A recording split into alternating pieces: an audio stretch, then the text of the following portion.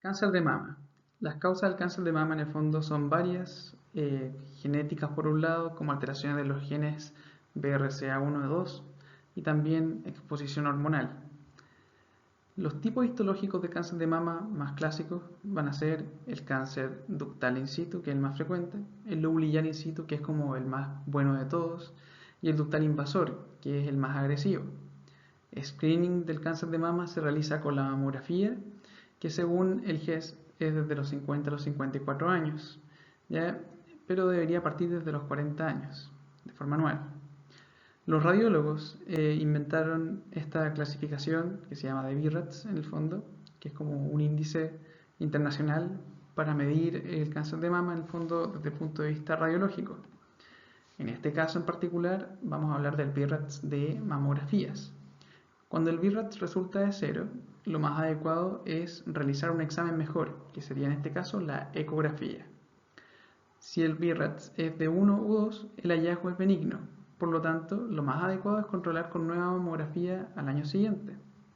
En el BIRAT 3 se refiere a un hallazgo que es probablemente benigno, o sea, existe creo que un 2% o 3% de probabilidad de que sea maligno, y por lo tanto lo más adecuado es o realizar una ecografía de inmediato o una nueva mamografía en 6 meses más. BIRATS 4 ya es un hallazgo probablemente maligno, y la conducta más adecuada en este caso en particular es realizar una biopsia estereotáxica. ¿Ya? BIRAT 5 es un hallazgo maligno y por lo mismo lo más adecuado sería realizar una biopsia por mastectomía. El tratamiento del cáncer de mama va o debe responder a las siguientes preguntas. ¿Ya? En primer lugar, si la mastectomía va a ser total o parcial, depende principalmente del tamaño.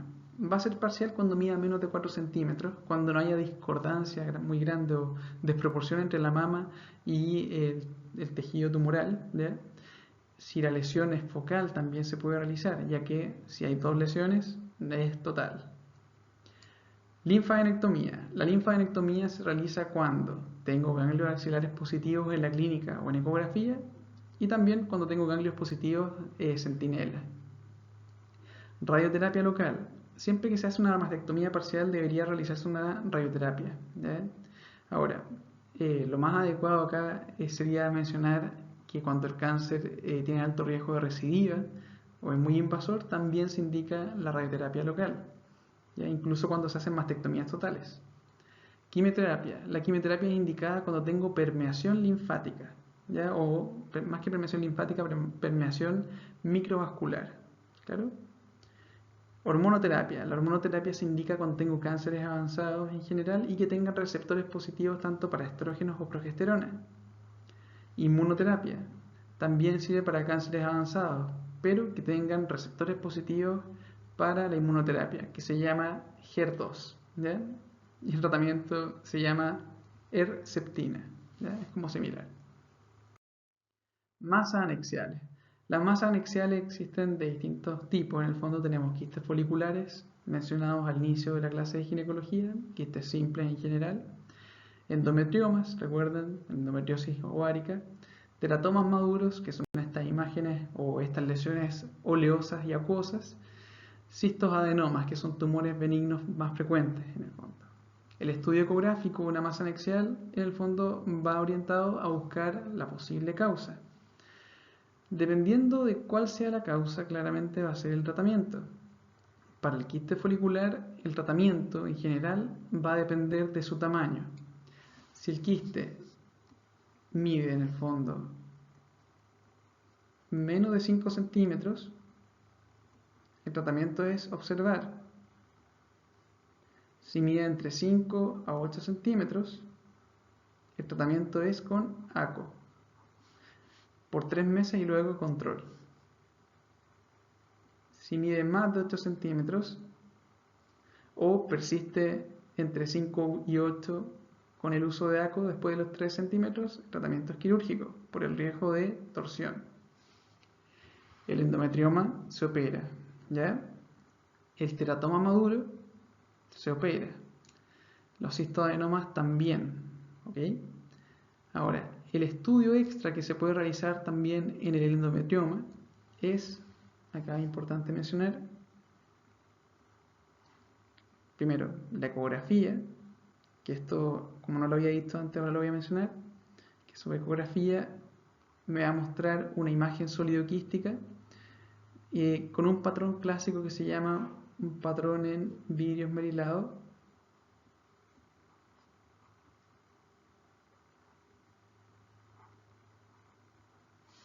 Y aparte de esto, va a presentar niveles de marcadores tumorales positivos.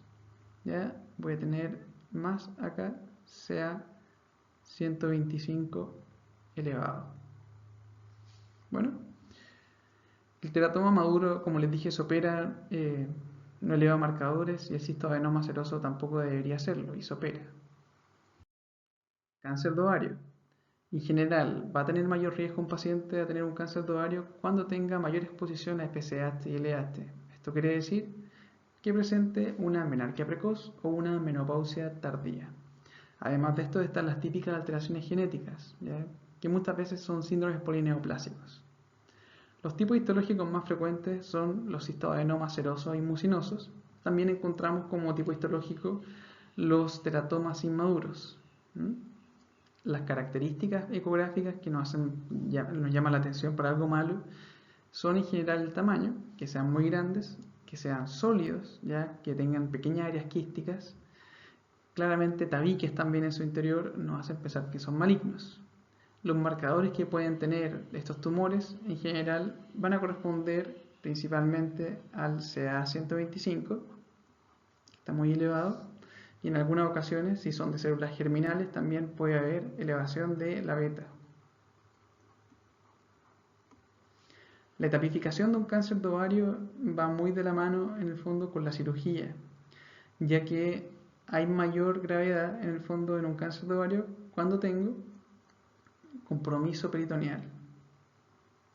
Etapificación entonces es con biopsia de implantes peritoneales.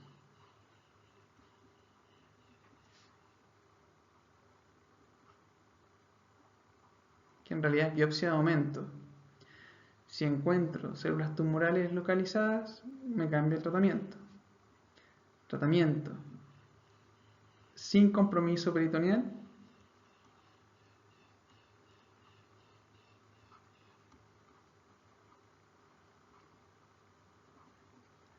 Es realizar una anexiotomía bilateral, histerectomía, y se intenta disminuir la cantidad de tumor posible ya a lo ínfimo, una citorreducción óptima.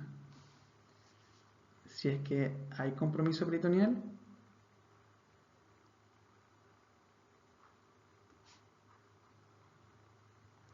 lo ideal acá es dar quimioterapia, que aumenta un poco la sobrevida. ¿Ya? Esto se lo digo porque antiguamente, o en apuntes que antes se estudiaban, aparecía aquella paciente que tenía compromiso peritoneal como una paciente que se iba a paliativos, pero no es así, es quimioterapia. Incontinencia urinaria. La incontinencia urinaria puede tener varias causas, pero en general las dos más frecuentes van a ser incontinencia urinaria de esfuerzo y de urgencia. La clínica va muy de la mano con el nombre. Esfuerzo va a ser o van a ser aquellas incontinencias en las cuales la paciente, cuando presenta un aumento de la presión intraabdominal, tiene escapes de pequeñas cantidades de orina. ¿Ya? Claramente esto le molesta y por eso es una incontinencia urinaria. La urgencia es cuando de un minuto a otro el detrusor traiciona al paciente y se contrae completamente, perdiendo grandes cantidades de orina.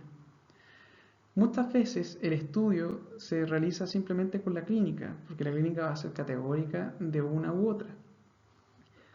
A veces también la clínica no va a ser tan categórica y es necesario hacer algún otro examen como la urodinamia.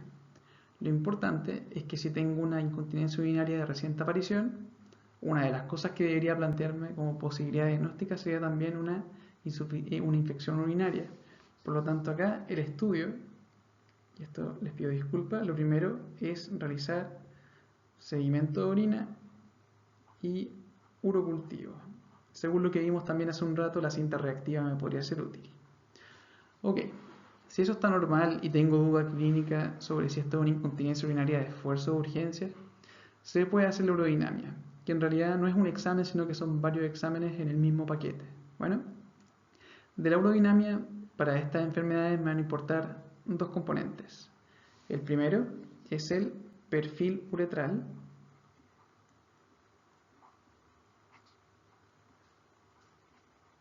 Y el segundo es la cistomanometría.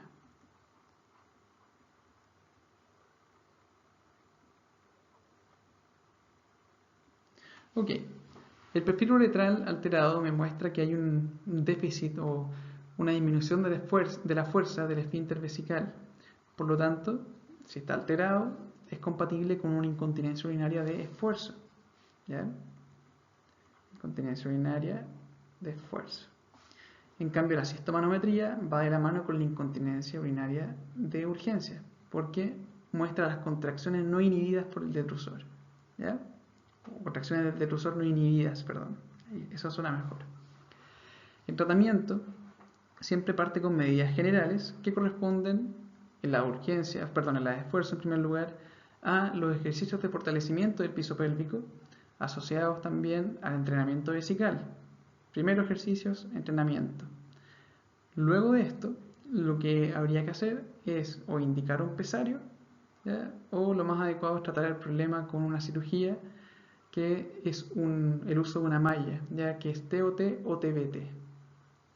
En el caso de la incontinencia urinaria de urgencia, la primera medida a tomar debería ser el entrenamiento vesical, ¿ya? Seguido esto de ejercicios de fortalecimiento del piso pélvico y en tercer lugar ya fármacos. Y los fármacos que se utilizan acá son anticolinérgicos, dentro de ellos el de elección es la oxibutinina, ¿ya? No olviden, por favor, ya que pueden volver atrás de lo que he hablado, si es que no tuvieron algo claro, anótenlo. El orden es lo más importante. ¿Ya? Recuerden, urgencia, primero entrenamiento, después ejercicios de Kegel, tercero fármacos. Esfuerzo, primero ejercicios, después entrenamiento y después o el empresario o el tratamiento quirúrgico. Prolapso genital. Las causas en general asociadas a esto es la multiparidad, es la primera. Los tipos de prolapso pueden ser anterior, medio o posterior. Anterior, cisto o uretrocele, ¿ya? Va muy de la mano con la incontinencia urinaria de esfuerzo. Medio, que puede ser un histerocele en el fondo, ¿ya? Va a depender de la gravedad. O posterior, que es un rectocele, ¿ya? Son los tipos. Actualmente, sobre todo para el examen práctico de Leunacom, se utiliza, y para los internados se utiliza la clasificación del POPQ, ¿ya? Recuerden, voy a escribirlo acá en el estudio, se usa el POPQ.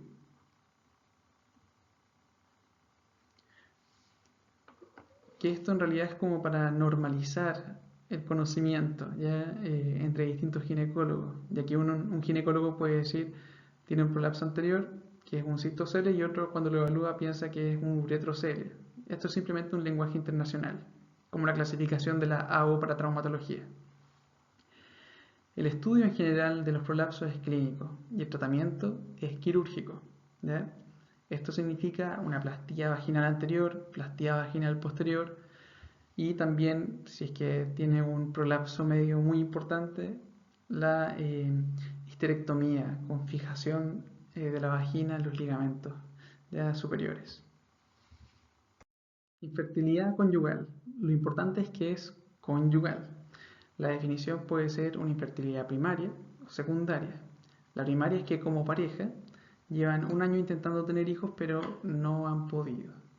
Secundaria es que han logrado un embarazo antes, pero después de eso ha pasado un año y todavía no han logrado un nuevo embarazo.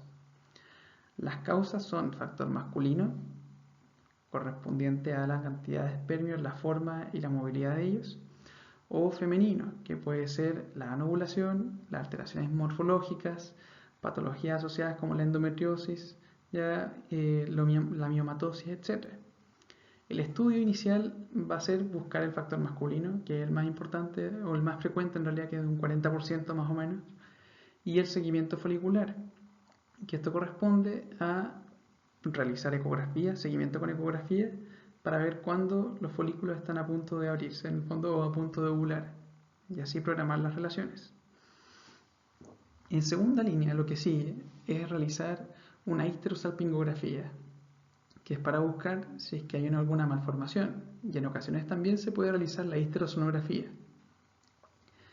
Ahora, cuando hablé de el factor más importante que es el masculino, es principalmente porque el factor de espermiograma o masculino corresponde a un 40% de los casos. ¿Ya? El factor aislado más frecuente, ya que el femenino se separa en varios. Claro, se separa en anovulación, alteraciones morfológicas, etc. ¿Cuál es el tratamiento entonces? El tratamiento del factor masculino es fertilización a veces in vitro asistida cuando tengo poco espermio o flojo, oligoastenospermia. Si no tengo espermios en el fondo y es una azoospermia, por ejemplo, secundario a una enfermedad de Klinefelter, lo que se puede realizar es utilizar un donante de espermios. En el caso del factor femenino existen varios tratamientos dependiendo de la posible causa.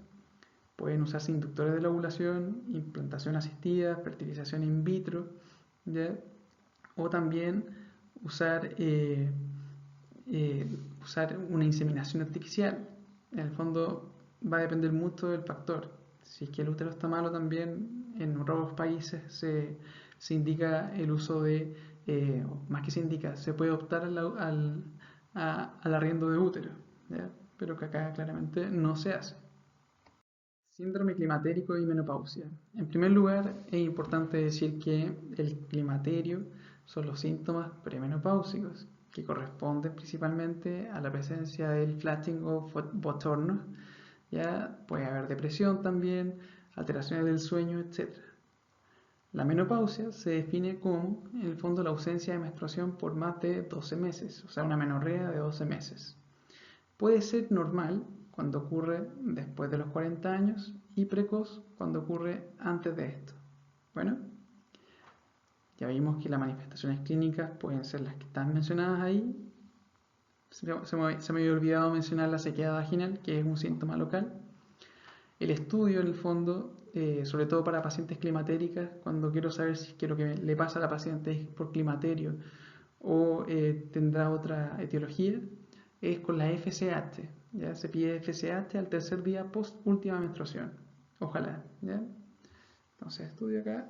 FSH sería el examen de erección. FSH post menstruación.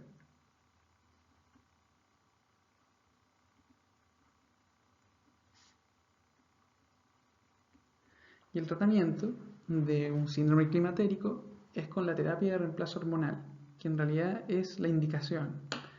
La indicación aquí, en el fondo, la terapia de reemplazo hormonal se indica cuando tengo síntomas climatéricos, bochornos principalmente y sequedad vaginal. En este sentido, indicaciones serían esas. Osteoporosis no es una indicación, si bien se beneficia, no es una indicación. Y contraindicaciones de la terapia de reemplazo hormonal corresponden principalmente a un riesgo cardiovascular elevado, a tener antecedentes familiares o personales de cáncer, ¿ya? Y este último es como uno de los más importantes. Existen varias otras contraindicaciones relativas, pero el cáncer es como la indicación más importante. Respecto al cáncer y la presencia de síntomas climatéricos, ¿cuál es en el fondo el fármaco de elección frente a la presencia, por ejemplo, de una paciente con bochornos y antecedentes familiares de cáncer? Según la evidencia, lo más adecuado es usar antidepresivos, ¿ya? Dentro de ellos, el más adecuado o más utilizado antiguamente es la venlafaxina. Actualmente se usan más otros inhibidores de la recaptura selectivos de la serotonina como fármacos. Bueno, ahora, cuando uno da terapia de reemplazo hormonal, la terapia de reemplazo hormonal se puede dar como monoterapia, que serían estrógenos solos o mezclados con progestágenos. Lo más simple acá para explicar esto es decir que si la paciente tiene útero, ¿ya? Siempre que tienen que ser las hormonas deben ser mezcladas, estrógenos y progestágenos. Ya que si doy estrógenos solos en una paciente que tiene útero, puedo provocar hiperplasia y cáncer endometrial, ¿ya? En el caso de la sequedad vaginal, se usan estrógenos locales, nada más. Métodos anticonceptivos. Ya, en esta parte vamos a hablar de los métodos en el fondo para prevenir embarazos, ¿ya? Existen varios, se clasifican según un índice que les recomiendo que busquen, ¿ya? Siempre es útil informarse de estas cosas, ¿ya? Se conoce como el índice de Pearl, que es como el número de embarazos asociados al método anticonceptivo al año. Bueno, dentro de los métodos anticonceptivos tenemos distintos tipos. En primer lugar están los conductuales como la lactancia materna, el reconocimiento de cuándo está fértil la paciente, la abstinencia, que es como el más útil de ellos, y la retirada o eyaculación fuera. ¿Claro? Hormonales. Los hormonales son como los más utilizados y que tienen como el mejor índice de Pearl. En este sentido, los orales son uno de los más adecuados en el fondo, inyectables, subdérmicos, parches vaginales y también los de emergencia, ¿ya? Que sería en caso de violación, por ejemplo, la pastilla del día después. Barrera, si bien son útiles para prevenir enfermedades de transmisión sexual, no son tan útiles para prevenir embarazo en el fondo. O sea, tienen un índice de Pearl que no es tan alta. Bueno, está el condón masculino femenino, el diafragma y la esponja anticonceptiva. La verdad es que esto lo encontré en un manual de la Católica, pero nunca he visto una esponja anticonceptiva. Y me hace sentir mal porque me gustaría saber todo. Dispositivos intrauterinos. En general son uno de los más utilizados, sobre todo cuando tengo contraindicaciones de uso de anticonceptivos orales, por ejemplo, por una dislipidemia muy importante. Los dispositivos intrauterinos en general pueden ser no medicados o medicados. Los medicados, que se llama Mirena, en el fondo, con progestágenos, es uno de los mejores de todos. ¿Ya? En realidad el que tiene el menor índice de Pearl, o sea, menor cantidad de embarazos por año. Incluso es mejor que la esterilización quirúrgica. Así que hay que tomarlo en consideración. También existen los anticonceptivos químicos, que son los espermicidas, y que muchas veces van de la mano con los condones masculinos para así disminuir aún más el índice de Pearl de los condones. Y están los quirúrgicos, que corresponden a la salpingoligadura y la vasectomía. Próximamente, que está en estudio clínico todavía, existe también esta hormonoterapia masculina, ya un anticonceptivo masculino. Pero todavía no sale al mercado, así que hay que esperar un poco para ver si es que lo agregamos a esta clase o no. Esta ha sido entonces la clase de ginecología. Quedo muy atento a sus dudas y preguntas. Que tengan un buen día. Hasta luego.